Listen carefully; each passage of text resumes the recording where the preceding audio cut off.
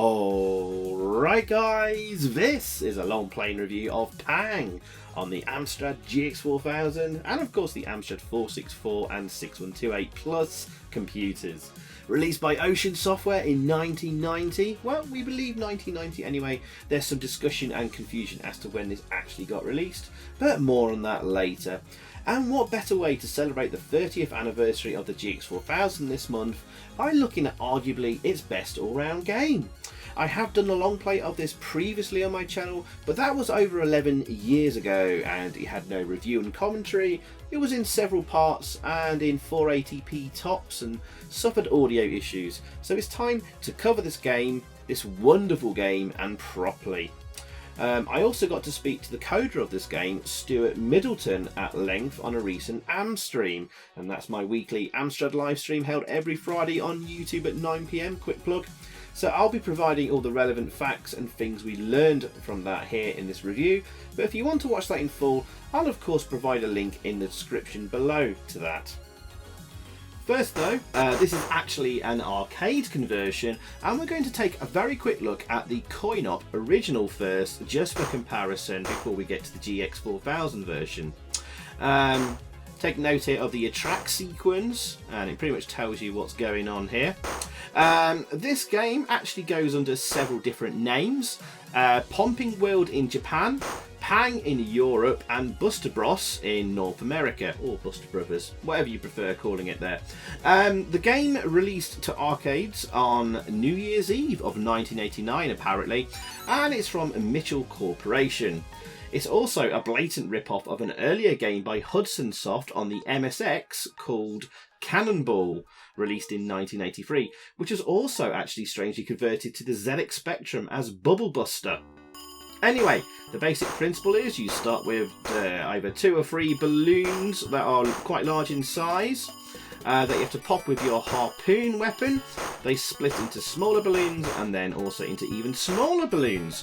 Clear all the balloons and move on to the next stage.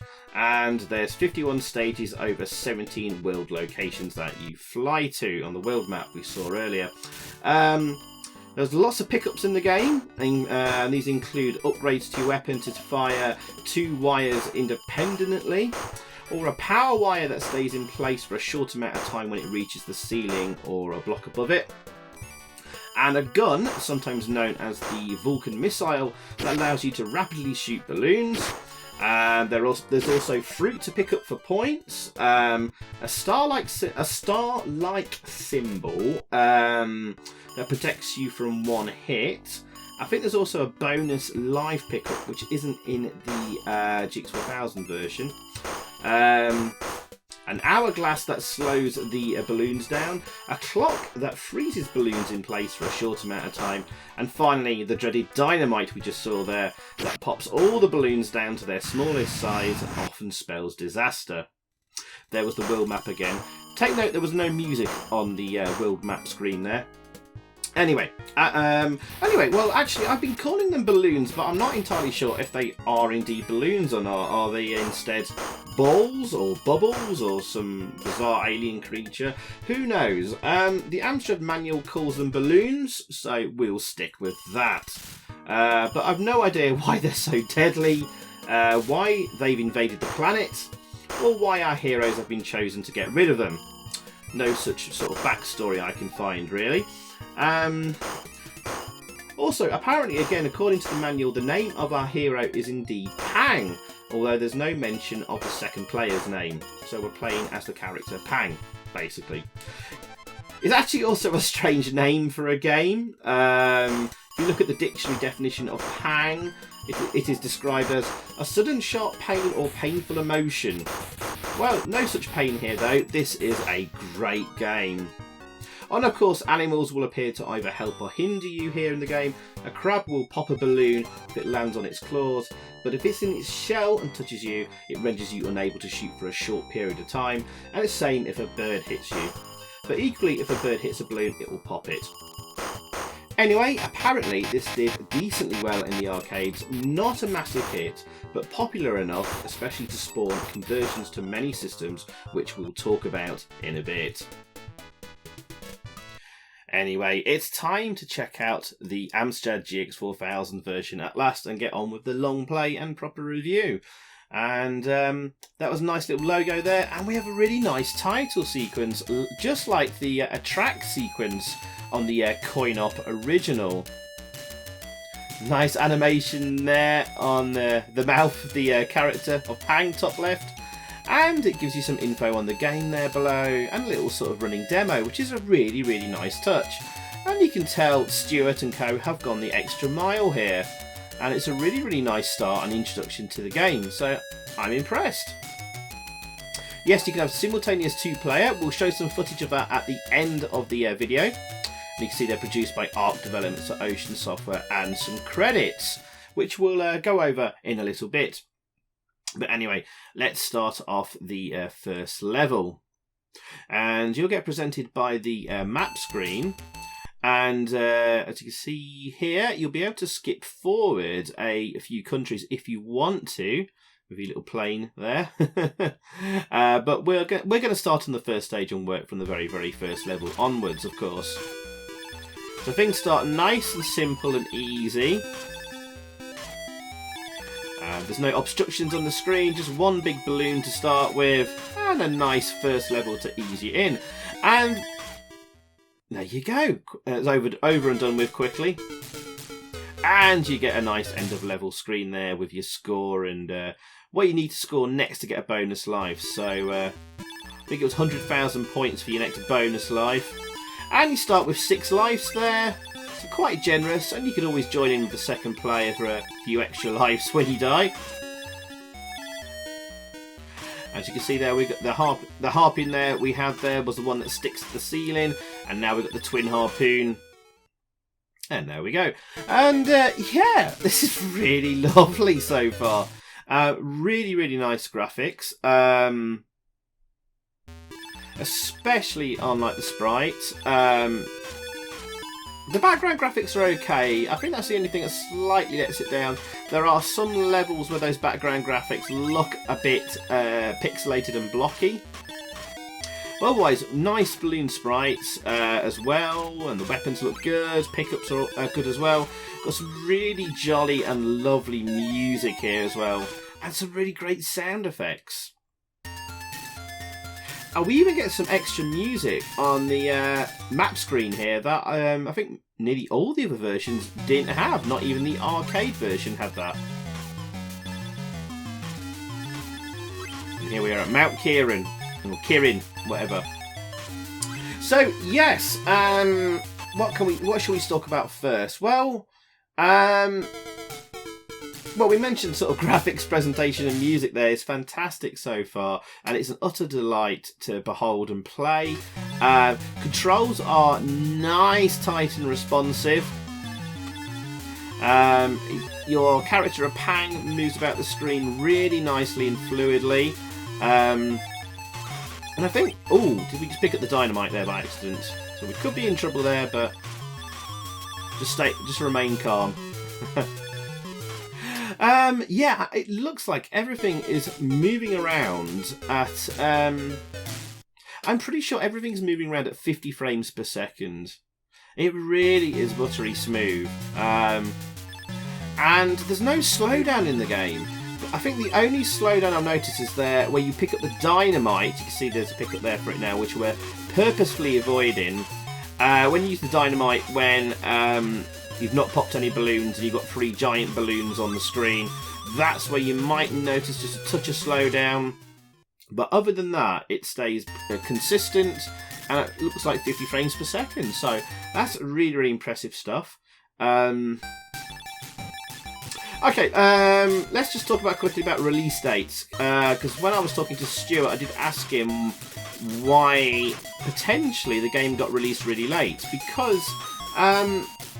Amstrad Action Magazine didn't review this until its July 1991 issue.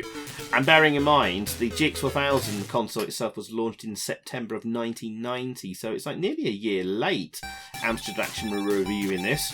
And that was the main Amstrad magazine as well, guys. But apparently, Pang was released in time for Christmas of 1990.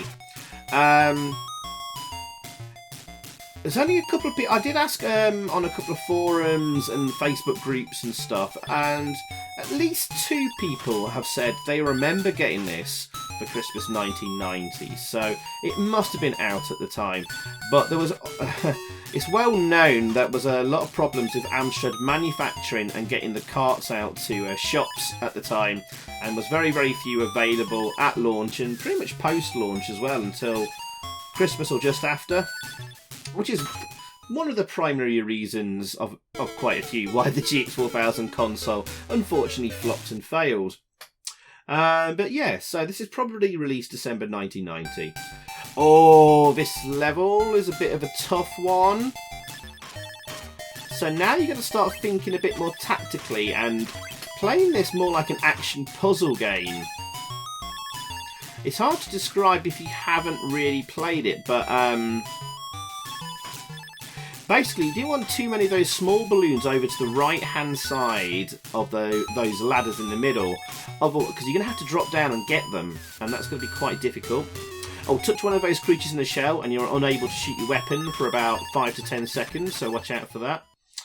And don't pick up the Vulcan gun without destroying that block top left to get to those balloons either, otherwise you'll basically soft lock yourself in the level. Oh yes, there are 1 or 2 minor issues, and maybe glitches or bugs you would call it, where there's a certain 1 or 2 levels where balloons may get completely stuck and you'll be unable to reach them to shoot them.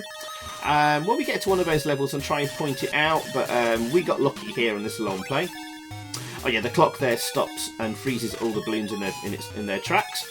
The crab there, unfortunately we destroyed it, is actually a helpful ally. If a balloon lands on one of his claws, it will pop, but not that little creature in the shell. Avoid that at all costs and try and destroy it. So yeah, Arc Developments handled the conversion for Ocean. Their other work included games like the Simpsons game for Ocean, which is Bart versus the Space Mutants, Forgotten Worlds for US Gold, X-Out, or Cross-Out as some people call it, for Rainbow Arts, and Robozone as well for Imageworks. And all of them were decent to really great games as well. So a good company, Arc Developments. Oh yeah, I think one other issue we'll mention quickly now, the collision detection is not as generous as the arcade version if we're being polite. If we're being harsh, there's clearly a rectangle around the sprite, and it's very noticeable when a tiny balloon hits that invisible area just above your shoulder and you die. Now, I'm going to do this without losing a life, so you won't see me getting hit by a balloon, but you're just going to have to take my word for it. There is a bit of a noticeable, invisible collision detection rectangle around your character. More noticeable when you're moving left or right, where if you get hit, so you're pushing right there and you've got your gun facing right, so the area above your gun to the right of your head is an area which could get hit by a balloon and you will die. But it doesn't look like it's hitting your character. That's the point I'm trying to make. Quite hard to describe. But I think you guys probably get where I'm going at. So the collision detection isn't perfect, and Stuart did talk about that. We're going to talk about what Stuart said to me in the interview in a second. I should point out again, there's simultaneous 2-player action. We'll see footage of that at the end of the video, so check that out. But yeah, let's go over the credits for this game actually. So the credits given in the game on the title screen was coding by a young Stuart Middleton, and we'll talk about him again in a second, with help from Byron Nielsen apparently, and graphics adapted by Paul Walker. Now Paul Walker apparently was a director at Arc, who normally did loading screens, and you'll have seen his PDW initials on loading screens for Paperboy, Batty, Airwolf 2, etc. All really good loading screens. But he didn't really do in-game graphics for many games. Stuart confirmed that he did the background art here, but not the sprite work. We'll come on to that in a minute. So the background graphics you see of the locations, that's all Paul Walker's work, basically. Although Stuart thinks Paul Walker did do all the graphics and sprites in the Bart Simpson game, or Bart vs the Space Mutants, and they weren't especially brilliant. But he's done a decent job on the background art here, but it does, in certain locations, look quite blocky and pixelated, unfortunately. I suspected it might have been converted down from the Atari ST or an Amiga version or something to the Amstrad, and thus it's lost a lot of sort of detail in the process. But Stuart did try and contact Paul about this, and he can't remember basically, so we don't know. But there we go. Music and sound effects by the excellent, as always, Tony Williams, aka Tiny Williams, or Sound Images as he sometimes goes by. He did so many great tunes on the CPC, too many to mention, but he's probably best well known for Golden Axe, Rastan, Shinobi, Smash TV, and all the tunes in Lemmings. So yeah, Tony Williams, sorry, what a great guy for music. So let's get on with what basically Stuart told me in his interview. We're doing bite-sized forms here, which I feel is relevant and interesting. But of course, you can go and watch the full interview for yourself on the channel. Link in the description below. So Stuart was only 21 years old when he wrote Pang. Stuart started out working for Elite, and his first job was writing sprite routines for Commando on the Specky at the age of 16. He then went on to do a couple of games for Mastertronic, Universal Hero on the Specky, and How to Be a Hero on the Amstrad, which is, I think, basically a conversion of the Specky Universal Hero game. And then he joined Arc Developments. And of course, Arc Developments did a lot of work for Ocean, like the aforementioned Simpsons game. And Pang was just another conversion project that came along, another contract amongst many. But Stuart does admit that he was very, very excited to be working on it when he actually got to play the arcade game. And Ocean did actually give them the arcade machine to work from. But sadly, they didn't get any code or assets given to them from Mitchell. So they were just working on what they saw and played and heard from the arcade machine. And I think they've done an absolutely cracking job here. It's near enough arcade perfect for what you can get on an Amstrad, and it's probably one of the highest praise I can give it. There are some minor differences. I think the trajectory of the bounce on the balloons is maybe slightly higher than on the arcade version. It's so hard to tell the difference. It does feel like there is some differences in terms of how the balloons move about. Maybe a player sprite and how he moves seems to do a little slide sometimes, and that's a nice touch actually. But yeah, it's pretty much as arcade perfect as you're going to see on a Amstrad GX4000. But yeah, Stuart told me as well that it was a 3-month contract to get the game converted for the GX4000. But that slipped by about 2 weeks because they kept on playing it so much, and because they loved it. They loved the arcade and they loved the GX4000 version, and I think Stuart wanted to keep going back and making tweaks and adding things and polishing it up, and I'm glad he took those extra 2 weeks to do that, because this is fantastic stuff. And arguably, probably the best all-round game on the GX4000, as it turned out. Of course, maybe not the highest praise, because there was only about 27 games in total, completed in its commercial lifespan, but it's still high praise. Oh look, there's one little glitch here you can do with a Vulcan missile gun. If you're on a ladder, the further you're up the ladder, and closer to the ceiling, you can actually just fire away like a mad thing. But we picked up a double weapon there, so we lost the gun. But there you go. That's something to remember. That might help you out at some point. Okay. But yeah, Stuart did admit to me the one problem and issue he couldn't really properly solve and admitted to was the collision detection.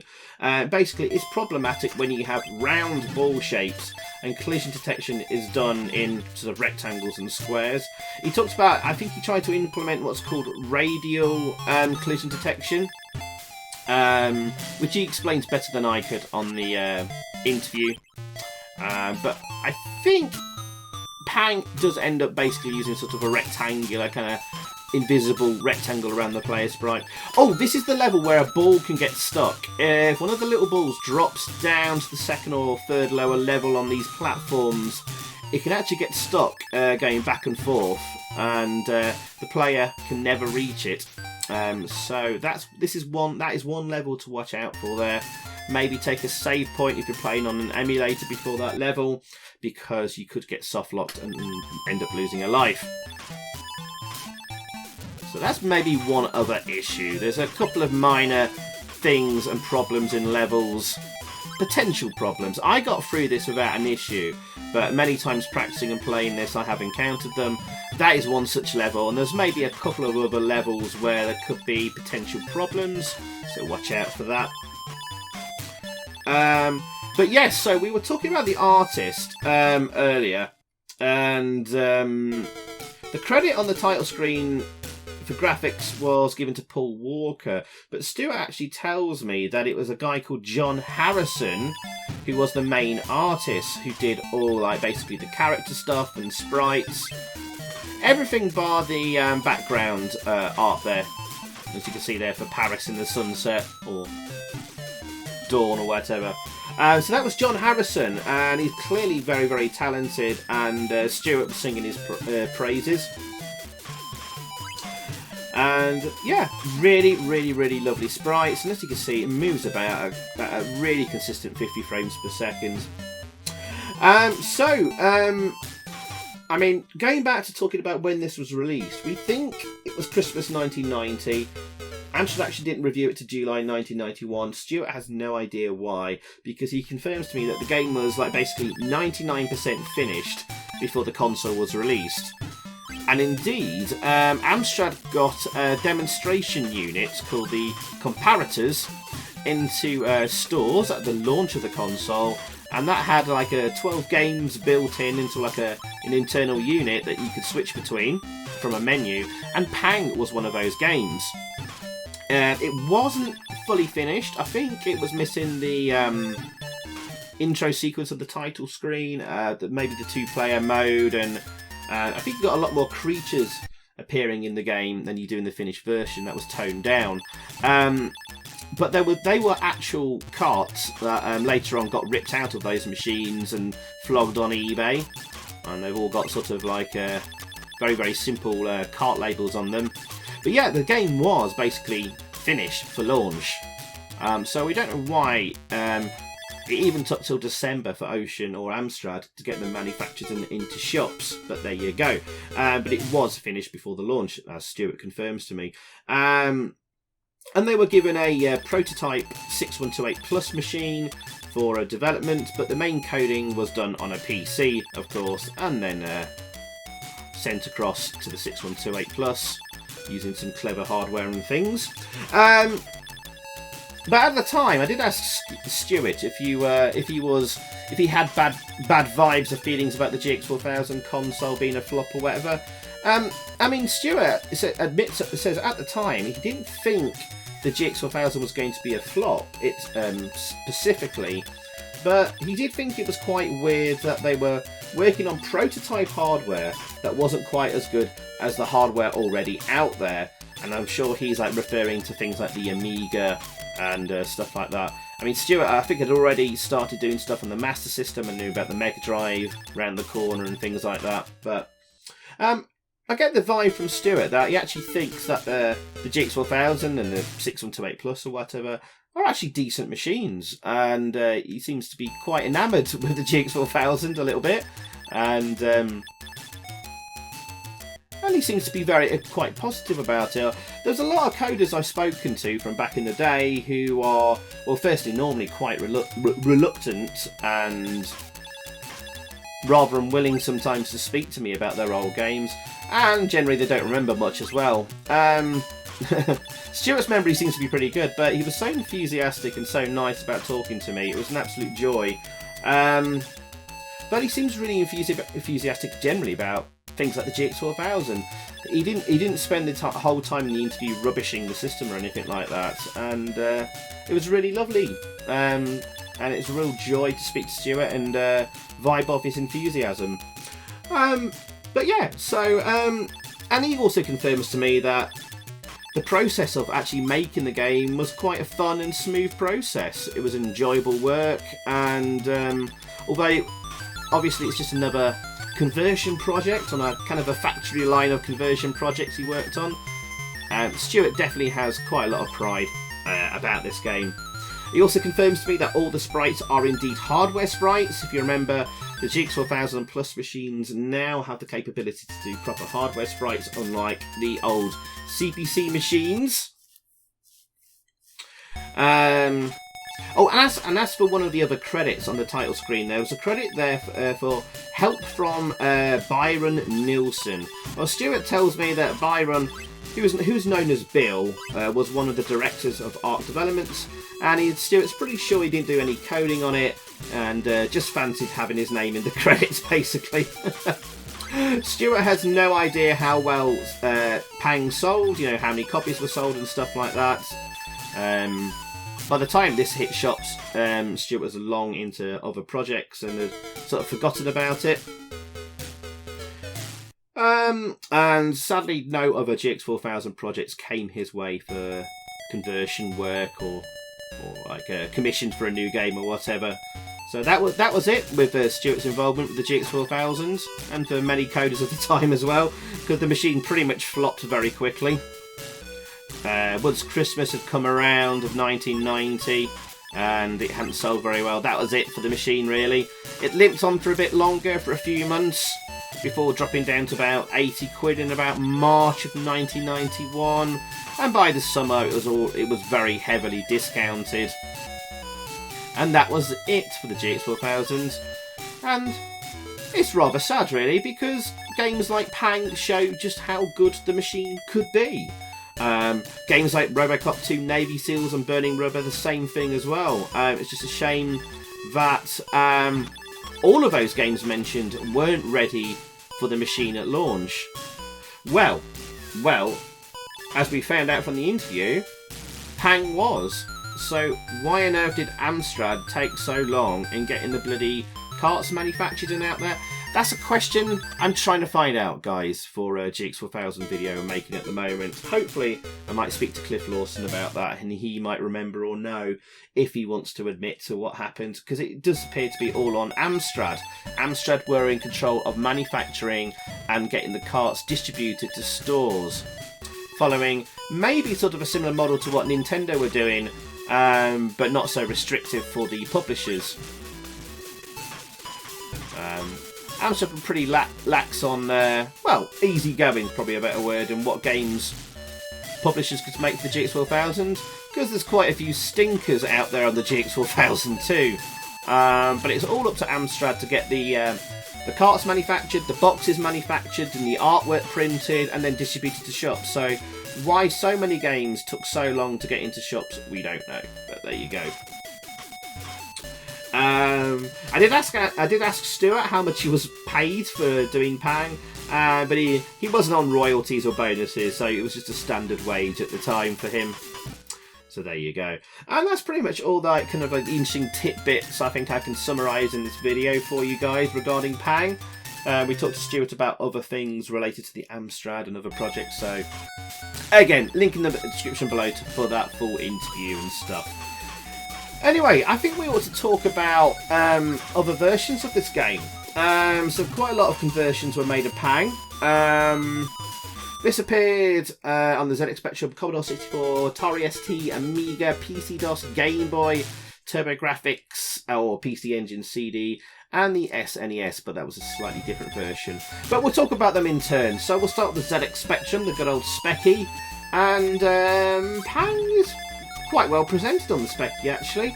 It's actually got the same tunes and music as the GX4000 version.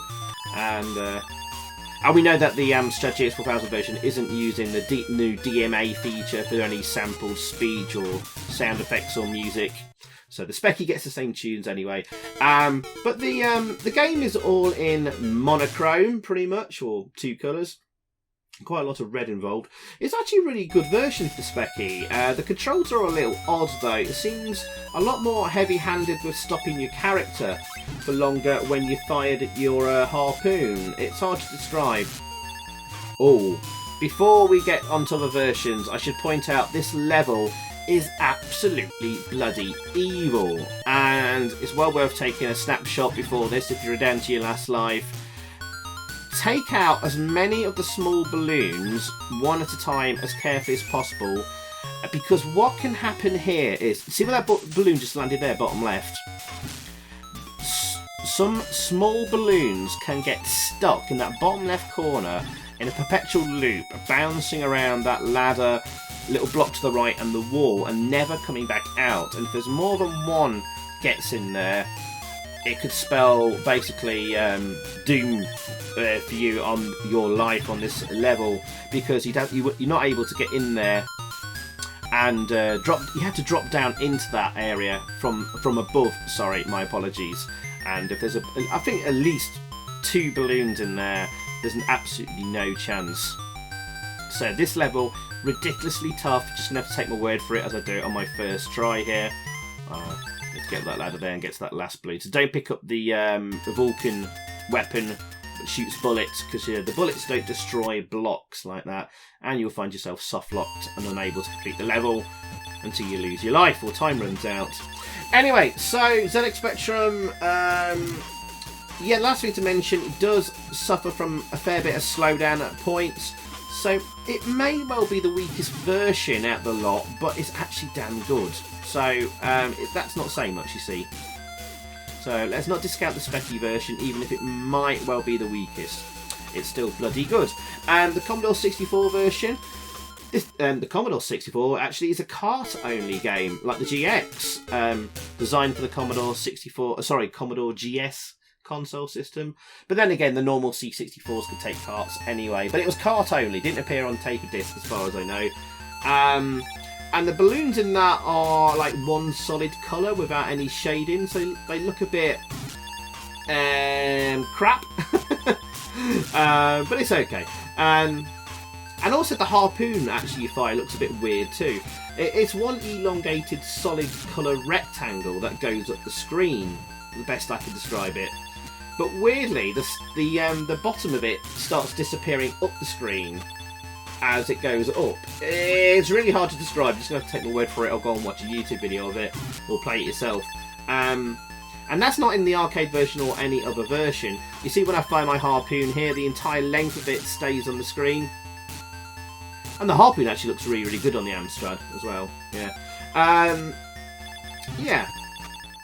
But it also changes the whole dynamic of the game in the Commodore version, and I've no idea why they added that in. Maybe it was some kind of technical limitation they had to get around, I don't know. But it does play alright, it looks okay, sounds good, but I wouldn't say the SID chip is miles ahead of the AY chip here. In places, I think I prefer the sound of some of the GX4000 music on the good old AY chip to the SID chip. It's not always the case in most games.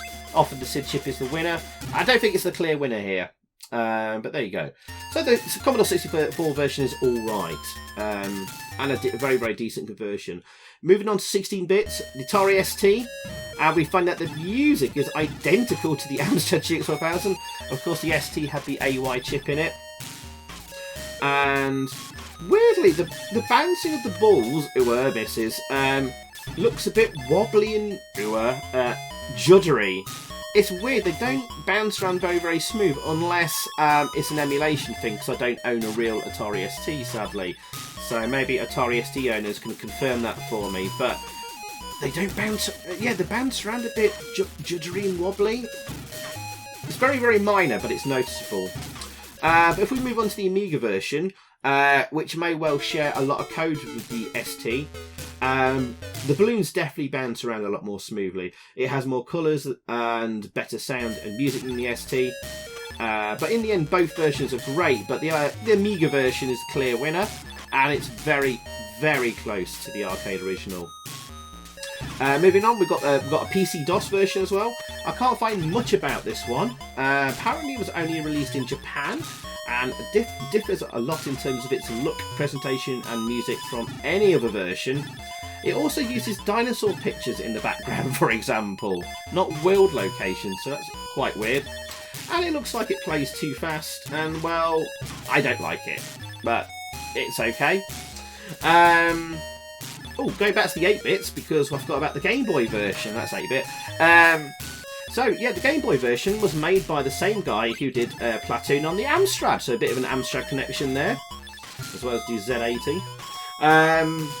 I did wonder how this would work on the Game Boy's small screen, and well, it's okay. I wouldn't really recommend it over the Amstrad version, but it's definitely the one, well, the only one you can play on the go on a handheld. So, yeah, it's all right. Pretty good version. Then we go up in technology to the TurboGrafx or PC Engine CD. And this is a very good version as expected. It has a slightly different look to the graphics, say, to the Amiga and the arcade version. And it appears to have more of a compact plain area with slightly larger sprites too. Hard to say, for example, if I prefer this to the Amiga version, because it is lovely. I think I might just slightly err with the Amiga version here. So there you go. I think probably the Amiga and the Amstrad GX4000 versions are the clear winners here. Now, there was a version of Pang for the SNES, and I probably shouldn't include this here because it's now called Super Pang and it's an upgraded version, and there's a fair few differences in it. So it's more of a sequel, I suppose, but a lot of the levels are pretty similar. But it's a decent version of Pang. But I think it only plays in, I think you can have a one-player mode in that, which is a bit strange. Anyway, there you go. So we're progressing well here, guys, on level 40 of, I think it's 51 levels. So we're getting close to the end now. So let's look at what the magazines said at the time. And we always look for the Amstrad Review and Amstrad Action magazine. And as mentioned earlier, it was reviewed in the July 1991 issue, and that's issue 70 of Amstrad Action, or AA for short. And it even got put on the front cover. And no, I have no idea why it took Amstrad Action so long to get around to reviewing this. As mentioned earlier, I think I've seen reports of buying Pang for Christmas of 1990. So why it took AA over 6 months to get reviewed, God only knows. Maybe Ocean didn't send them a review copy. I mean, it's happened in the past, famously with RoboCop, probably the biggest selling 8-bit home computer game of the 80s, and Ocean didn't send them anything at all, and so AA never bothered to review it, and they said so. At least not until its budget re-release. Anyway, back to the Pang review, and obviously AA absolutely loved it and lavished it with praise. Oh, guys, before we go on to that, this is another really tough level. You need to probably have played this level first to know what to do. Always drop off to the right-hand side and clear away there, because a lot more seem to get through on the left and swamp you, as you can see there. Just seems to work better over on the right-hand side for some reason. So you have to drop down there. I'm going to try and pick up as many balls as I can from there. The crab's here to help us. Thank you, Mr. Crab. That's actually been really helpful. There you go. So don't destroy the crab, especially on this level. Right, okay. Probably time to move on there. So yes, Amstrad Action lavished it with praise. The only real negative they found was they made mention of the blocky sort of background graphics. Otherwise, sterling praise throughout, and they scored graphics at 90%, Sonics 95%, grab factor 92%, staying power 90%, with an overall AA rating of 93%. So a whopping high score there. And there you go. As for my review, it's almost a shame that the other conversions of the game are also very, very good too, because the GX4000 really needed what we call in these days a killer app, or in general terms a standout game, a game that would make everyone want to buy the console. And Pang could have been it, but it came out too late. But other versions are as close to, if not as good, if not better. I mean, the Amiga version is just as good, arguably better. Might come down to personal preference, but it's a close one. And you know what? The Speccy and the Commodore 64 versions are pretty decent too, and they didn't cost 25 quid. Although the Commodore 64 version might have, because that was on cart, sorry. But the Speccy version, 10 quid on tape. And that gives you a decent game of Pang. So it's almost a shame that the other versions were all round decent, because it didn't make the GX4000 version stand out as much. But however, if you're buying a GX4000 or interested in buying one, I mean, really the first game you should play after burning rubber is Pang, and you need to make sure you have Pang in your collection. And it's a very, very sought after game, especially on eBay these days. So expect to pay £100 upwards for a version in its box and instructions. It's probably going to fetch nearer 200 quid, I would say. So, yikes. You might find loose cart versions of Pang on eBay. Check the pictures of the label. If it's not the proper label and looks like it's been printed on a printer and stuck on there, it's going to be one of those early versions of Pang that was in those Amstrad demonstration units called the comparator centre shops, and people bought up a load of them. I think it was Trading Post, actually, a company called Trading Post that used to advertise in Amstrad Action a lot, and they had loads of carts. And I think it was them that basically got hold of the old demo units and ripped out a load of those cartridges, and they've ended up on eBay. So if you get one of them, bear in mind it's not the completely full finished version of the game. You're going to miss some presentation stuff, and I think the second player mode on that. But still, I think you've got all the levels in the game, and you'll have a good game of Pang on that. So watch out for that. But yeah, this is still the best all-round game on the GX4000 console. Personally, I think Navy Seals and RoboCop 2, just for me personally, are better games. I don't know. I waver between saying Pang is or Navy Seals is. My mind changes. But due to their difficulty, i.e. RoboCop 2 and Navy Seals, they're quite divisive games. People either really, really love them like me, or absolutely detest them because they're just so ridiculously hard. But they are definitely very, very completable games, as you might have seen on my recent live streams. But I think we can all probably agree that universally, everyone seems to agree Pang is fantastic. And yeah, I think it's universally agreed that Pang on the GX4000 is awesome. And if we're having arguments, then we can always fall back and say, what the hell, Pang is the best. So yeah, overall, Pang is the must-have game on the GX4000 from its original commercial library. And it's just simply wonderful and superb in all departments, and I love this to bits. Anyone can pick up and play this, from young to old. Get your kids playing this. You know, a 7 or 8 year old can pick this up and play without any trouble. Simultaneous 2 players as well. It is a tough game, don't get me wrong. I mean, the game gives you a fair amount of lives to start with, and you can accumulate another 3 or 4 maybe bonus lives. Although, actually, unlike the arcade version, this game doesn't give you bonus life pickups.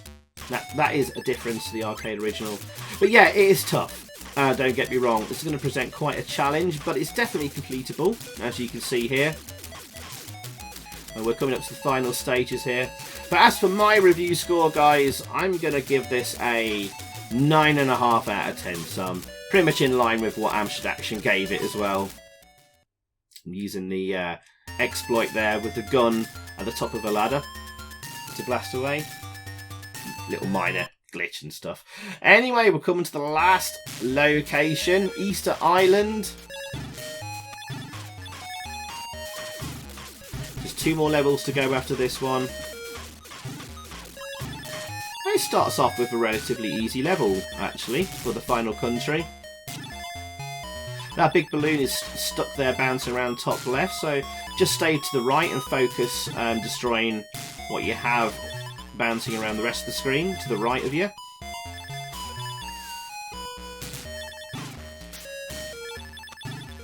But yeah, there you go. I don't think I've got anything else to mention here. It's just simply superb. We can't nitpick too much. And just want to give a big thank you again to Stuart Middleton for speaking to me for nearly an hour. What a great guy and what a great person to interview. Anyway, here we are on the penultimate level. Yes, lots of tight areas here due to the objects on the screen. So we're just picking up as many of the little balloons as we can. Definitely leaving one big balloon untouched there.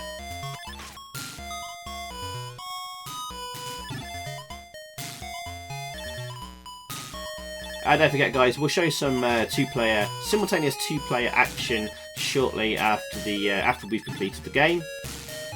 Killed the poor crab there. Oops. This guy's going to be a problem. And as you can hear from that noise, I'm unable to fire my harpoon for a few seconds.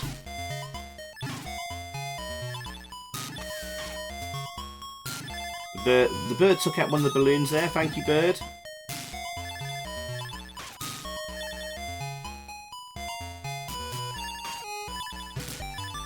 Oh yeah, and also just notice that when you fire your harpoon, it comes out to the sort of left half of your player sprite. So that's how you want to position yourself, thinking that the harpoon's just going to come out towards from the left a little bit. Anyway, here we are on the final level, and actually, it's quite an easy level, as it turns out.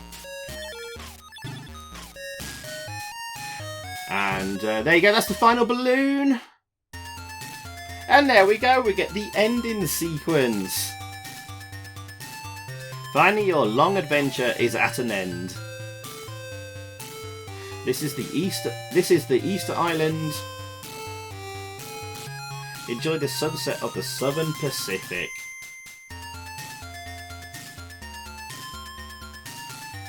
And thank you for playing. Well, it was my pleasure. Copyright Mitchell.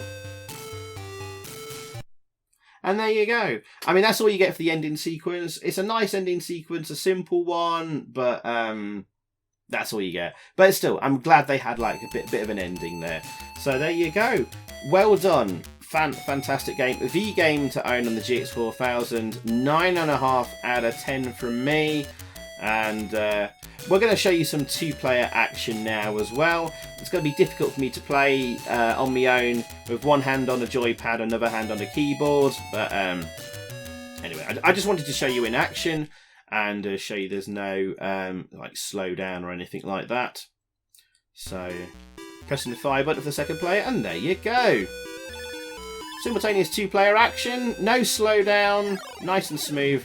Obviously, it's difficult for me to try and demonstrate and play, but yeah, top stuff. Perfect game to play with two players, and the best all-round overall game in the GX4000. The two-player mode really makes the difference as well.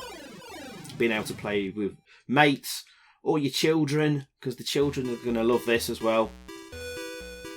And there you go, guys. So thank you very, very much for watching. I hope you enjoyed, and more GX4000 content to come soon. And cheers. And one last time, goodbye.